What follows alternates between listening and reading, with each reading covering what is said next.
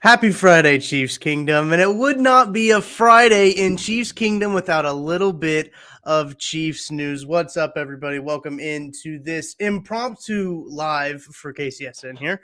I'm here with Matt Lane of the Kansas City Laboratory. I guess it's just Casey Laboratory. I didn't need to go all formal with it, but Matt Lane is here to break down the news of JuJu Smith-Schuster coming to Kansas City. Big news coming here. And Matty, how has your day been going up until, this point?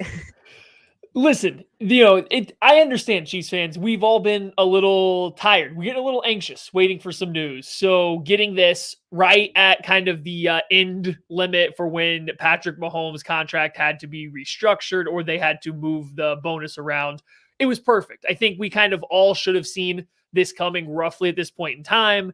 The signing makes sense, so this is good. I'm happy with it. Tuck, what's your opinion? What do you think of JuJu Smith-Schuster? Because the people have heard me talk about him all off season now. That's true. And you have kind of convinced me of the ways of JuJu Smith-Schuster. Listen, I always liked JuJu Smith-Schuster. I know there's a lot of, I know people like to say it's off the field stuff that comes with him, but the dude just likes to post on TikTok, and there's nothing wrong with that, obviously. There's obviously nothing wrong with that. So I think that he kind of gets a bad rap in some things in that regard, but I liked him out of USC. I thought he was a really exciting wide receiver. That USC receiving core was actually kind of nasty there for a little bit when he was on there. So that's probably for another podcast. But I like the addition of another weapon in Kansas City. Obviously, we've been talking about it. Since last offseason when JuJu Smith-Schuster had the possibility to come into Kansas City, that the Chiefs really needed another weapon to take pressure off of Tyreek Hill, off Travis Kelce, to take the eyes off of some of those guys. And I think this really does it. And Matty, I think he was the big smiley face on your tweets. So that's good. Yes. Yeah. He let off the big smiley face, just kind of like pre-reaction. So, all right. The Chiefs go out, they sign JuJu Smith-Schuster to a 1-year, $10.75 million contract. We'll touch more on the money kind of at the end. I think he was looking for a 1-year deal, just for the simple fact of this. Because I think the Chiefs would have signed a 25-year-old long-term. I don't think they would have any qualms with that. But I bet he was looking for a 1-year deal for this reason right here. As a rookie, he came into the league, had 900 yards, 7 touchdowns. He followed that up with 1,400 yards, 7 touchdowns. We're still, the yards per reception and target dropped a little bit, but he was incredibly productive. That's still a really good player. There was a little dip in production while missing some games in 2019, and that is also the year where Mason Rudolph and everybody played, if I remember correctly. Yeah. So that barely counts. Comes back, and he's just kind of become this shallow, underneath guy that's only catching passes in the middle of the field for this terrible Pittsburgh Steelers offense. But he still had 9 touchdowns in 2020. So there's still something to hang your hat on, but he's out there. He's looking for one good year, 1 year to touch that 900 yards, that 1,400 yards, 7 touchdown season, because then he gets paid. So I can't be upset by it. No, not at all. And I think that when we were talking about what his APY was going to be, I know the Chiefs offered him 8 last year, as you mentioned. I think that was kind of the consensus too of is it going to be around there? I know he did have an injury laden year last year, but I'm not upset with the 10 million. 10.5 is right. 10.5 is that what it ended up being? I think it's 10.75, but it might be incentives or something too. As I said, I want to talk about that at the end because there is a little bit to unpack there. Of course, and that's why I don't hate the deal that much. It's a 1-year deal. We kind of talked about it on One Royal Way. Try to say that one 5 times fast. But I know it's baseball, but you talk about 1-year deals. There's really no such thing as a bad 1-year deal, right? We kind of used it in the terms of Zach Greinke. But thinking about JuJu Smith-Schuster right here, this 1-year deal I think is beneficial for both parties. If, as you mentioned, Maddie, if he can go out and have a big season, he's probably going to have a decent size payday, and he's still pretty young. I don't have his information in front of me. I know I think he's still in his mid-20s. He's 25. Yeah, he's 25, yeah. So he'll be 25 this entire year. So you got that going for you. The big thing for him, so we got to talk the fit here a little bit because, of course, JuJu Smith-Schuster has predominantly played in the slot. Now, early in his career, he played outside a little bit as kind of an X receiver. He's 6'1", 215 pounds. So he's not a small guy by any stretch of the imagination. And so he's mostly playing in the slot. He has the ability to play outside. But what I really like about him for the Chiefs offense specifically, he wins over the middle of the field, and he wins Mm. kind of in that 0 to 15-yard range, like that shallow to intermediate. Guess what? The Chiefs have one guy that plays in that area, and his name's Travis Kelce. Yeah, McCole Hardman takes a lot of stuff behind the line of scrimmage, but it's usually out to the sides. Tyreek Hill's developing into a little bit more of a possession receiver, but they don't have that possession guy. And the reason I love JuJu Smith-Schuster over even a Jarvis Landry, or I know people don't want him, but a Cole Beasley or a Jamison Right. Crowder, those guys are all smaller. They're good. Don't get me wrong. They're very good, but they're smaller. You put JuJu Smith-Schuster in there, now he can take a beating over the middle of the field. You can throw the ball to him and let him run after the catch in all these same areas. And it seems like such a perfect fit in my mind. Yeah, I think so too. And it's one of those things that it feels like it opens up a whole lot more. I know that we kind of talked about, you mentioned the McCole Hardman piece of it too. And you've talked about Jarvis Landry as well. And, he still hasn't found a landing place. Maybe he finds himself in Kansas City in his ability to kind of be more of a bulk guy, a guy who relies on volume. But I think Juju is a guy too. You mentioned the slot. We did see them play Tyreek Hill in the slot a little bit just to keep him from getting jammed. We saw them kind of rotated him with Travis Kelce as well.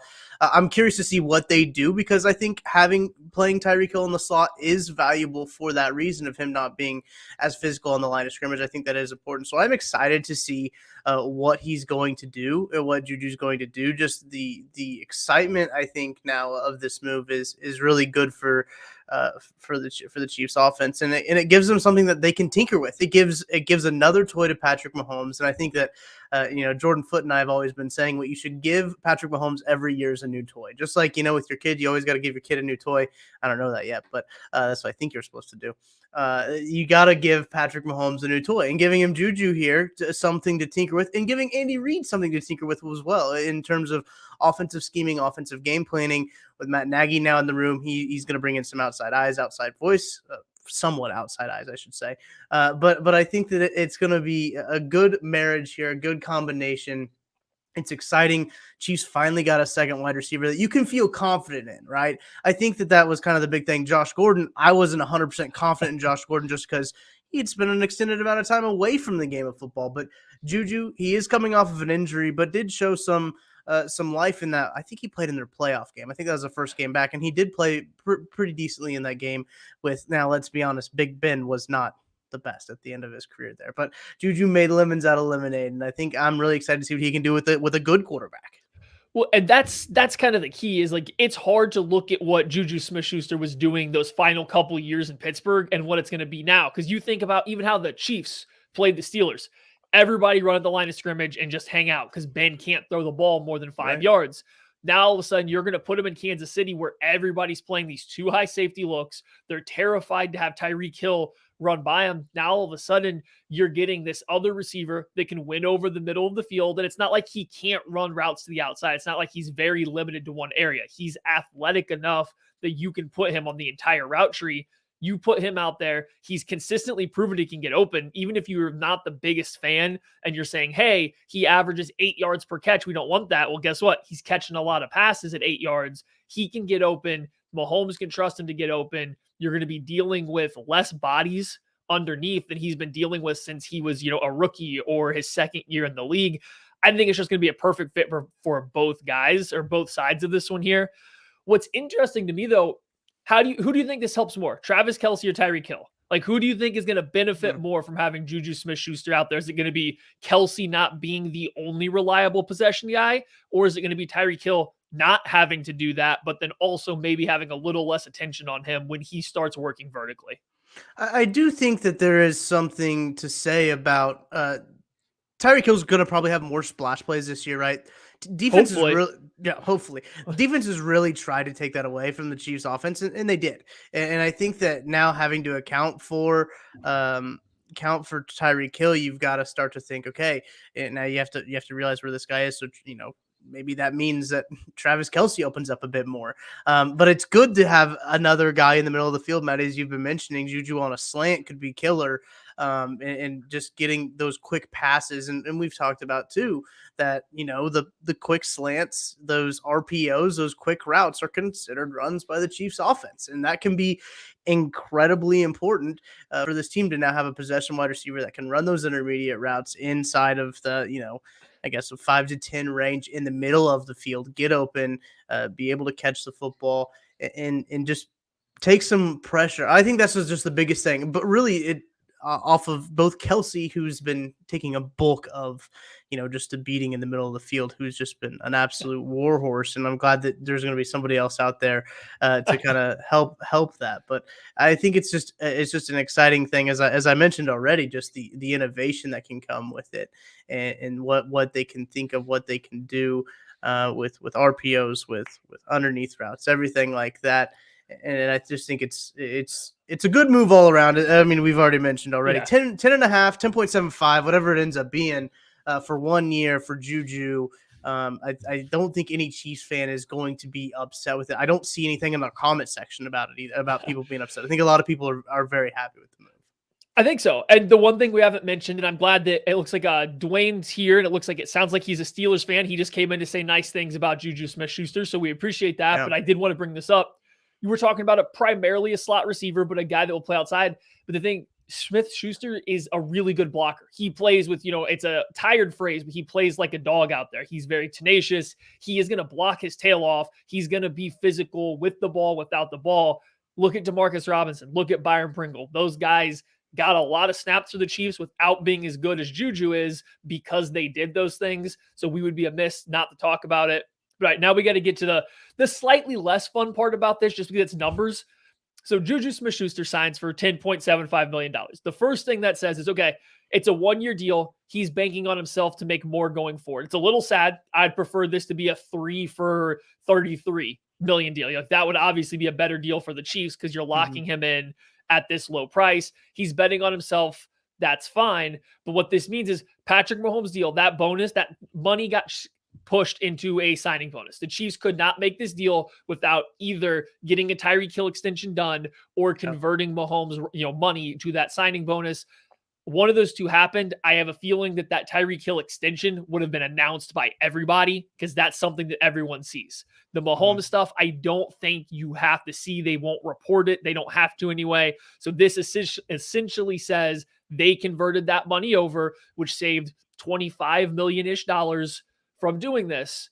But when you pay Juju $10.75 million on a 1-year deal, that takes up roughly half of what you just saved. That money is now preoccupied. Now, it's not a bad thing. It's still a great deal, but the Chiefs don't have a ton of money sitting around now because it's a 1-year deal. It does take half of what you saved on Mahomes' contract away as soon as you ink that one. Yeah, that's a really good point. And I know that it probably won't be reported just because it seems like it's expected almost essentially every year is that the Mahomes negotiation. Connor Christopherson, when we were at Sports Illustrated, I still think that he references the article he wrote when that piece, or when the piece that he wrote when the contract was announced, just kind of going into all the details of how it does. But yeah, I think you make a really good point of, he's only 25, so you would have liked a multi-year deal, especially we've seen a lot of 3-year deals this free agency period. That's just a signal that the cap is going to go up. I think in 3 years is really what I think that's all about. And I would have loved to see him for multiple years in Kansas City. But I think you just gotta take what you can. I'm looking at the Twitter over here just so we stay up to date with what's going on. Chris Jones tweeting about it. Patrick Mahomes eyeball emojis. Everyone is. It seems like the team is loving this deal as well. I don't think I've seen one negative thing from Chiefs Kingdom, which has been pretty negative as of recent, just because of the lack of movement, I would say. But I think people are excited about this deal. The numbers seem to be, as you already hit on, they seem to be okay. We do wish them more years, and then you can shift that money a little bit more than you can get another guy, right? Because there's been some cuts today that I've kind of found interesting that the Chiefs could kind of find themselves in play for. But this free agency cycle has been quite the cycle already, and it's, what is it, Friday of the first week? So wow. Yeah. Here was a fun quote. This was tweeted out by Taylor Bisciotti. It was just on JuJu Smith-Schuster about why he chose the Chiefs. I'm going to play with the future Hall of Fame quarterback, to play with one of the best to ever do it. My goal as a player is to win, so I'm going to Kansas City with the hopes to win a Super Bowl. This is a lot of the same stuff that was probably part of the sales pitch last year, as Andy Reid was supposedly sending him pictures of the Lombardi Trophy and everything, trying to recruit him. So, but it's nice to see. Before we get out of here, we got to keep in mind here, the Chiefs we're going to say just roughly $15 million under the cap right now. They have a little bit of money to play with, not a ton, but a little bit. Tyreek Hill's extension should be on deck. You would imagine that's coming soon. What are one or two moves that you're hoping to see the rest of this free agent period to make you feel really good about the Chiefs going into this next season? I really think that we're waiting on that big splash trade from Brad Beach, and I know I've kind of told you guys this off air, not on camera, but me personally, I don't know if I think that the Chiefs drafted 30 this year. So if that's trading their 30th overall pick for an already proven edge, I think that that's really the area they need to address, is that defensive line. Honestly, defensive tackle as well is one of those things. Jaron Reed went and had a visit with the Bengals. So I haven't even heard any rumblings about him re-signing with the Chiefs. So Melvin Ingram's still out there right now. I know that you guys had a good conversation about kind of how we all expected him to re-sign, but that has been pretty quiet as well. So I know he's a veteran, so he might want to wait until the beginning of camp and everything like that. But I think that the Chiefs I think Brett Veach still has something up his sleeve, big splash trade. Now, no Deshaun Watson type trade there, but I think something to either shore up that defensive line, or God forbid, trade for a right tackle with pick number 30. I don't think he'll trade 30 for a right tackle, but I do think that there's going to be hopefully another right tackle coming into Kansas City with all these pass rushers coming in to all these AFC West teams. I think you need to kind of shore up that position. But the number one priority right now for me is probably defensive line, and then it's probably then corner, and then number 2 would be the right tackle. That's where I'm at. For sure. And I think if you go back and watch all of the, national media guys, they talked about the Chiefs turning over that defensive line over the past, like these past week. That's all it's been about, has been the defensive line. Well, guess what? There's been no moves. So the next big date, you guys want to, I think everybody had this time, 4 p.m. today, 3 p.m. Central marked down, because that's when Mahomes, contract had to be announced, or this decision had to be made. So this was the time we're waiting for. The next big deadline, same time, 3 p.m. Central on Sunday, because that is the time in which Danielle Hunter's roster bonus goes into effect. It's the 5th day of the new league year. It goes into effect right now. The Minnesota Vikings do not have the cap space to get him under it when that goes into effect, and they still want to sign guys. Like, they currently cannot sign anybody if that goes into place. So the Vikings either have to clear a bunch of space, so keep an eye on that over the next couple days. But if not, you're waiting till Sunday. And I don't want to put all my eggs in one basket. It's just a lot of things are kind of starting to line up to be a very Brett Veach move to go ahead and trade for Hunter. If not, I don't see a lot of other, big moves out there in which the Chiefs could go for a defensive line. Maybe it's something I'm not thinking of, because I'm with you. I think they're kind of looking at a trade now, not a major signing on the defensive line. You can still sign an Eddie Goldman. You can sign, Brandon Williams has been with Colin before as a nose tackle, but those aren't needle movers. The way everybody talks about it, the Chiefs are going to look for a new guy to really take over. Hunter, maybe you work out a trade for Josh Allen if the Jaguars really do want to take Aiden Hutchinson. I doubt it, but maybe. It's just like, that's the way I'm thinking. So Sunday, 3 p.m. Central is the time you're looking for. But hey, I think we need to wrap this up here. It's just a quick little live looking at JuJu Smith-Schuster. And here's the big thing. The Chiefs finally got their second move of the offseason. They're talking. The one question for you, what's your guys' first dance? Oh man, it's got to be the classic, the Corvette one, right? The one that put him on the map. I think. Yeah, of course. Yeah, I know exactly what that is. Oh yeah, I know. So appreciate everyone watching and subscribing to KCSN. If you love this content, Maddie and I stay around the computer, man. We are always ready to go for when this news drops. So we stay ready, so we don't have to get ready.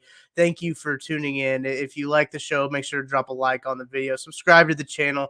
Don't miss anything we got going here. Go subscribe where you enjoy your podcast too. These all come out in podcast form as well if you can't watch the videos. So appreciate you guys coming on. And Maddie, I appreciate you joining me, talking about a little bit of JuJu Smith-Schuster, an exciting move in Kansas City. Chiefs signed JuJu Smith-Schuster for 1 year at $10.75 million. So, Maddie, have a great weekend. We will see you on Monday with the KC Lab, which will be live on this very channel at 6:30 p.m. I mean, Arrowhead you're time. pretending that they're not going to make another move this weekend That's that throws true. us live, Tuck. Like you said, always ready.